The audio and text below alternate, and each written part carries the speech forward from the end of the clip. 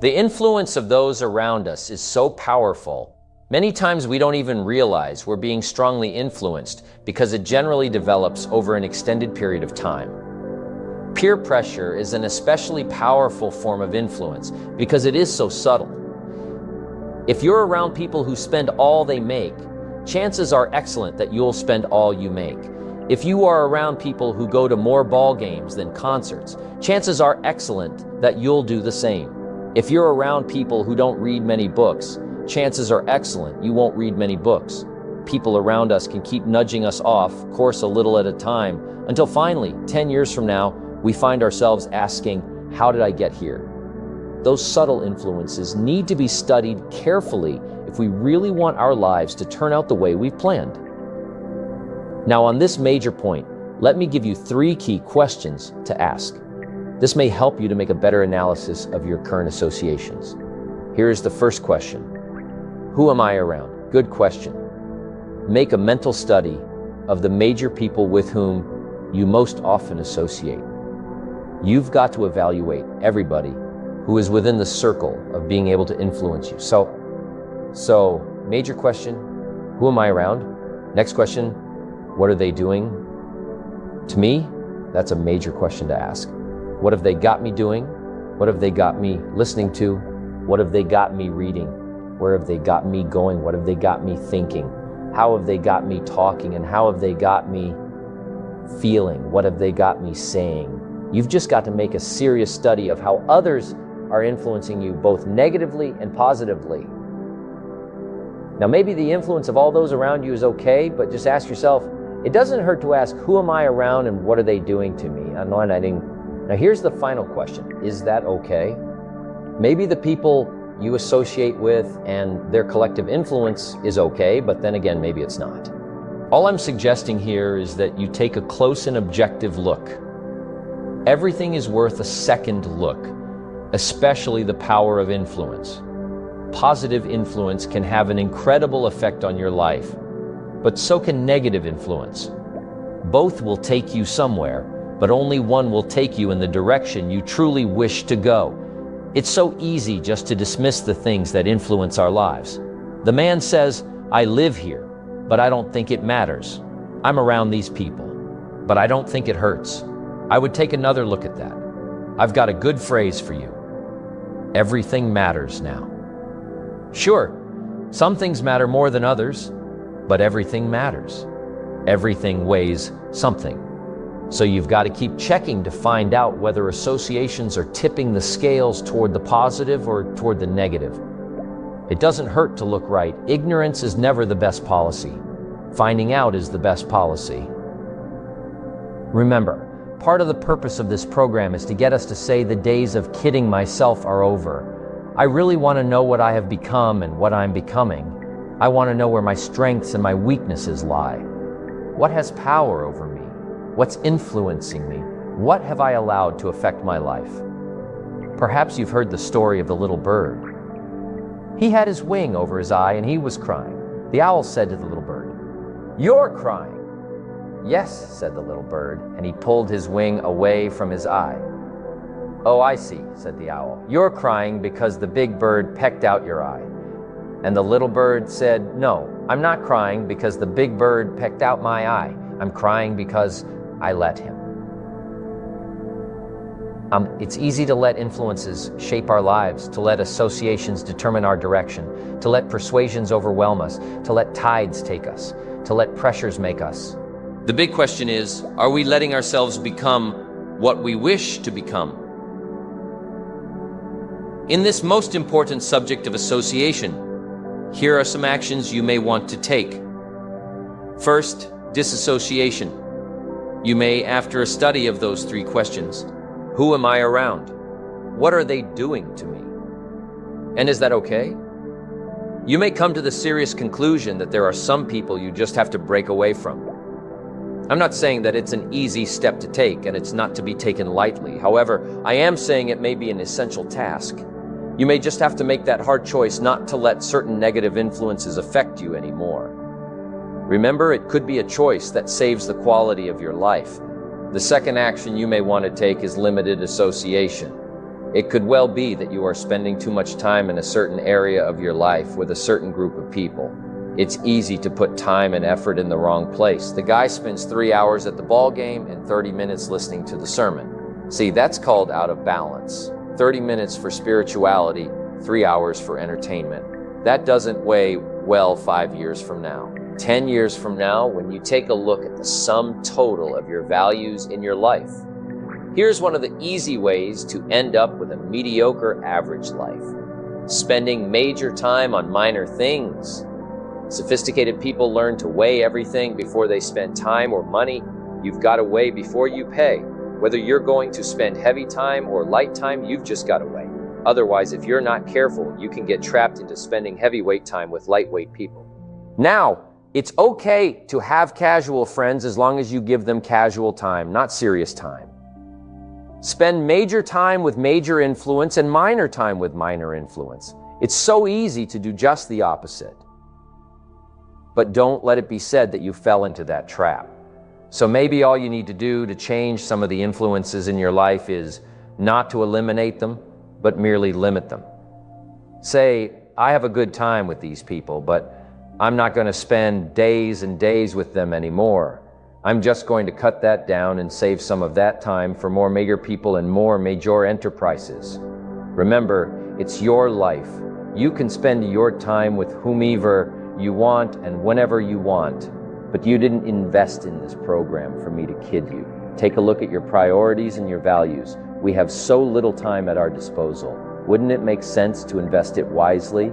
If you have only $100 in your pocket, it's okay to spend $20 for fun and put $80 toward your important values and commitments. But would you be happy reversing those percentages? Better to put the majority of your money where you know it will get you a positive return rather than put it where the taste is brief and the results are poor. Of course, you must be the judge. You must determine whether the situation and the people call for disassociation or limited association. But remember, if it isn't taking you where you want to be 5 years from now, 10 years from now, now is the time to fix it. The third process is the one I most strongly suggest you begin, and that is called expanded association. That is spending more time with the right people, people of substance and culture, people who understand philosophy and discipline, people of accomplishment and character. Many years ago, Mr. Shoaff said to me, "Mr. Rohn, if you truly wish to be successful, you've got to get around the right people." Then, he said, it looks like in your present circumstances, you're going to have to plot and scheme. And that was true. I had to plot and scheme to get around the right people. On some of those early opportunities, I had to be around successful people. I would park my car a couple of blocks away. I knew that if they saw my car, I'd never get in on more than one occasion. I got the question, "How did you get here?" To which I would respond, "Oh, someone dropped me off, and that was me dropping me off a couple of blocks away. Whatever you have to do, do it." Keep asking the question, who can I get around? Who could I spend some time with? Who would have a positive influence on my life? I played every trick in the book I could think of to get around the right people, but it was worth it. Now here's the surprise. It is possible for a modest investment to get around major people. If you had a chance to sit down for an hour or two with a wealthy person and all that you had to do was to pick up the lunch tab, wouldn't that be a bargain? That person might drop an idea on you that could change your life for a lunch tab. And that's where we need to go to get our success plan from successful people. Don't pick up your plan, especially your financial plan, from unsuccessful people. Here is something else exciting. It's possible for people of modest means to start a wealth plan. You don't have to be wealthy to have a wealth plan. You don't even have to be healthy to start a health plan. All you have to be is smart. Smart enough to say, hey, I've got the wrong plan and I'm going to get around someone who has a better plan and make it my plan. So find some successful people to help you. Fill out your success plan. Find somebody healthy to get your better health plan going. Find somebody living a unique lifestyle to develop your lifestyle plan. This is called association on purpose. Getting around the right people by expanding your circle of influence. I have a really unique friend. I'm always trying to find more ways to spend more time with him. He's the big game hunter, millionaire businessman, traveler, and in my opinion, one of the world's great philosophers. He has two special gifts among many that make it worth all the time I can possibly spend with him. And those gifts are: one, the ability to absorb, the ability to soak up a day and all of its events. His memory is uncanny. I swear he remembers in detail almost every day of his life and every book he's read. I think it is more exciting for him to go to Spain and come back and tell you about it than it is to go yourself. And the reason is, when he's there, he doesn't miss anything. He picks up the sounds and the colors, the experiences and the happenings. He absorbs like a sponge, the sights, the people, the whole scene. Then he has this second, unique gift, the gift of expression. He can put all he saw and touched and felt into words. Exciting words. When he talks, you can feel the water lapping on your feet. You can see the colors. You can smell the aroma of the flowers and the food. What great gifts to absorb and to express. If I spend a day with him, I get my time's worth. He can put a year into a day's conversation. It leaves you spellbound. He can read a book and with flawless detail give you a capsule version, and more often than not, make it more exciting than if you read the book yourself. From Shakespeare to the Beatles, from Africa to Beverly Hills, he's got it, recorded it, and can express it with spirit and precision. You can imagine what a valuable association this is for me. One way to associate with people of influence is through their writings, books, cassette tapes, whatever you can pick up. Maybe you can't meet the person, but you can read his books or listen to his cassettes. Churchill's gone, but he's left some books. Aristotle's gone, but we still have his ideas. Search the catalog for cassettes in libraries for books. Search the magazines, search the documentaries. They are full of chances for association and intellectual feasting. But in addition to reading and listening, we also need a chance to do some talking and sharing. I have some people in my life with whom I spend time on a regular basis, who help me with important life questions, who help me refine my own philosophy, weigh values, and ponder questions about success and lifestyle. We all need associations with people of substance to provide influence concerning major issues. Society, money, enterprise, family, government, love, friendship, culture, taste, opportunity, community behavior is mostly influenced by ideas, and ideas are mostly influenced by education. And education is mostly influenced by the people with whom we associate. So don't join an easy crowd. Make sure you get around people who can ask the right questions about the latest ideas you've discovered, about your philosophy, your enterprise, your goals, your lifestyle. Go where the demands are high, where the expectations are high, where the spotlight is on to grow, to produce, and to become more than you currently are. One of the great good fortunes of my life was being around Mr. Schoaf those 5 years.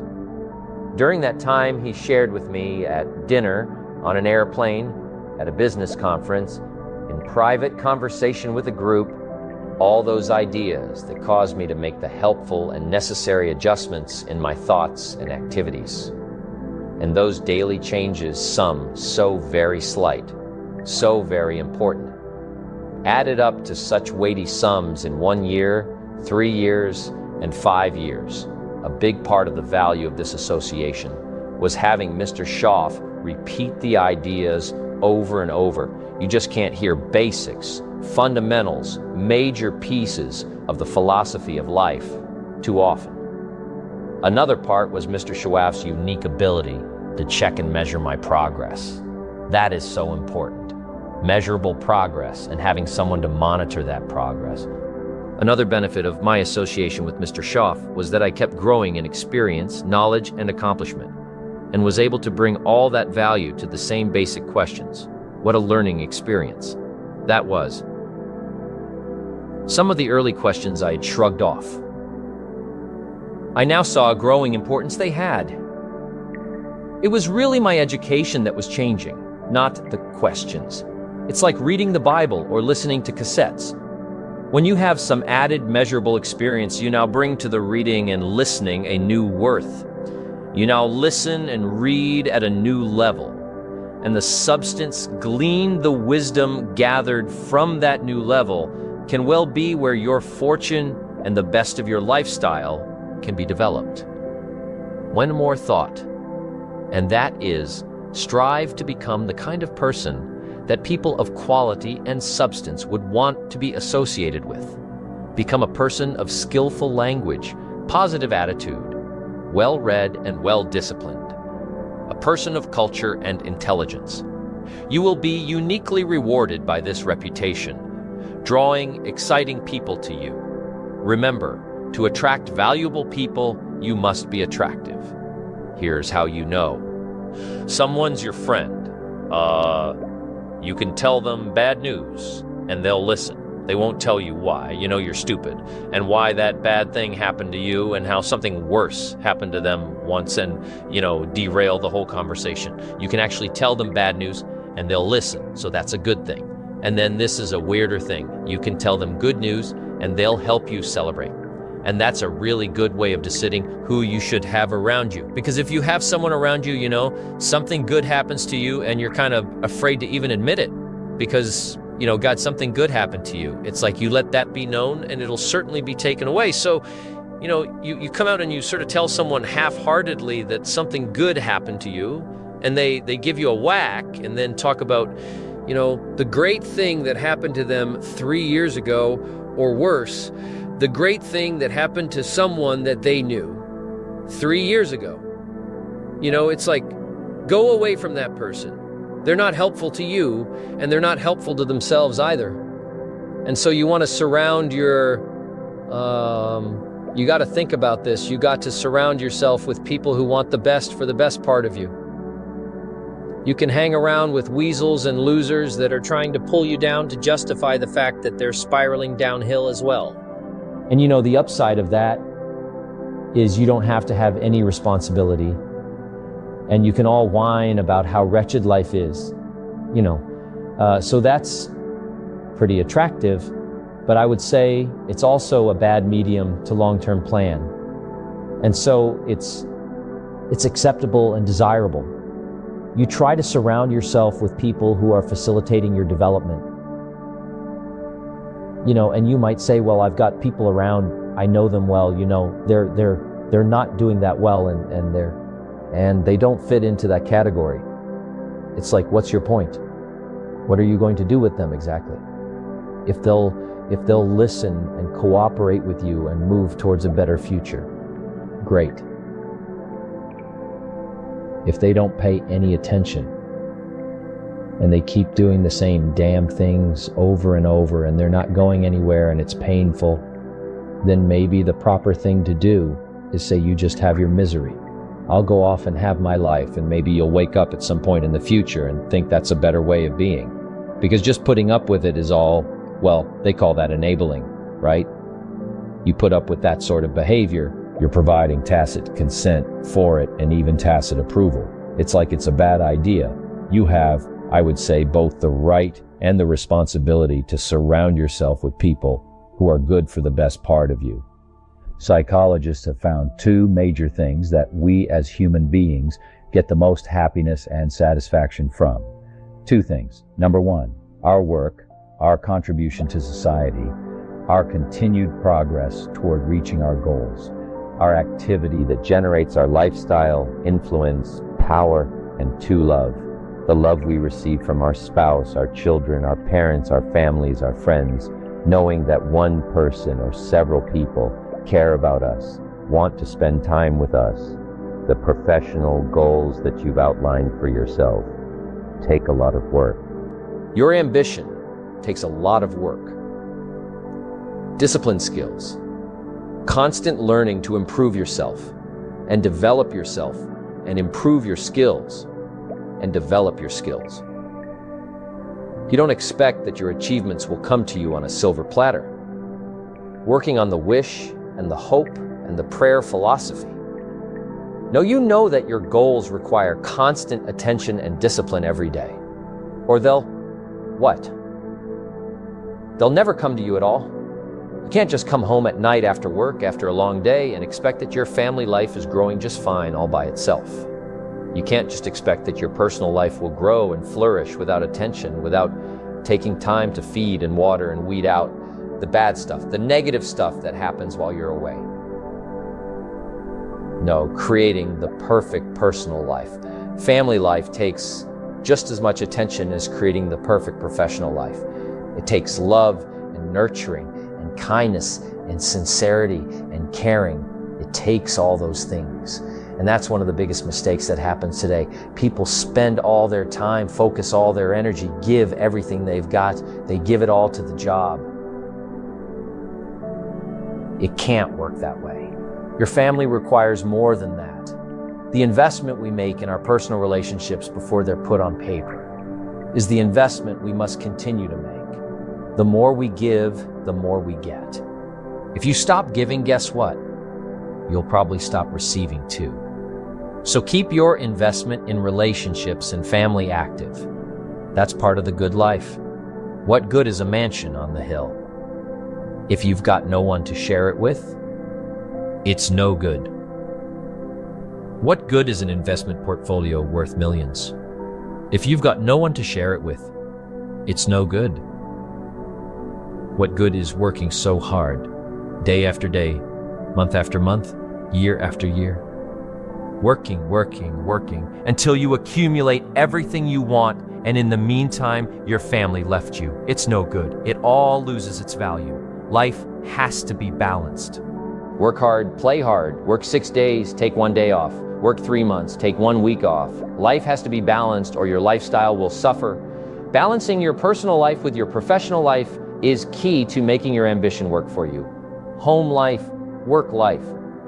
They must work together, making sure that what you're going for in your career complements your home life, making sure that what goes on at home complements your career. One won't work well if the other doesn't. Lady gets into work early in the morning, is the last one to leave every night. This keeps going on week after week, month after month. Doesn't seem like she gets that much more accomplished than everyone else. Matter of fact, it seems like she's using the office to escape from home. Something's wrong here, better fix it. Chances are that whatever's bothering her at home is affecting her work anyway. A guy's always late for work, always takes off during the middle of the day to go home. There always seems to be some sort of emergency to tend to at home. He takes long breaks, leaves early to go home. He's not getting his work done in record time. He's not getting anything done at all. Chances are he's using the emergencies at home as an excuse to stay away from the job. If something's wrong at work, fix it if you can, or look for your solution elsewhere. If something's wrong at home, fix it. If what's going on at home is the result of neglect, admit it and fix it. Pay greater attention. If you need to go to counseling, go to counseling. Talk with your minister. Talk with a trusted friend. But remember that whatever the problem is at home, it probably didn't happen overnight. So make sure to give it some time in the healing. Be patient now. There's a balance between work time and home time, professional time and personal time. They both have to be working well in order to maximize your ambition and maximize your potential. Problems at home affect work. Problems at work affect home. Even when things are going well in both areas, sometimes special circumstances call for the work time to take away from the home time. And if that's the case, make sure everybody at home knows when to expect the light at the end of the tunnel. And if that extra project is really taking away from the family, make sure your family knows that their time will be paid back with interest. Life without balance can cost your relationships. Life without balance can cost your health. Life without balance can cost your spirituality. Life without balance can cost your wealth, happiness, balance. Work on a balanced life. Work on balanced ambitions. If you're a believer, don't neglect it.